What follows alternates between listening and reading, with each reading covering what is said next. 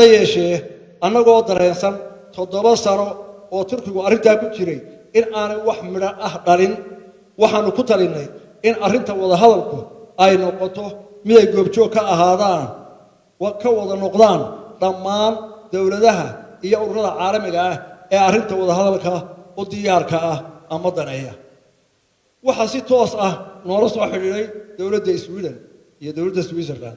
oo mid waliba gaarkeeda diyaar ugu tahay inay wada hadalka Soomaaliland iyo Soomaaliya ay martigeliso Soomaaliland way aqbashay labada martiqaadba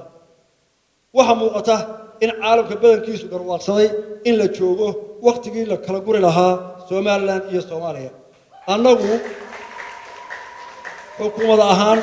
waxaanu qaadanay siyaasadda ah in mushkiladda loo galo si nabad ah oo lagu dhameeyo wada hadal iyo nabadgelyo mar walba waxaanu ka fogaanaynaa wixii keeni kara xasarad iyo colaado hor leh maadaama Soomaaliland ay waayo arag u tahay riiqda colaadaha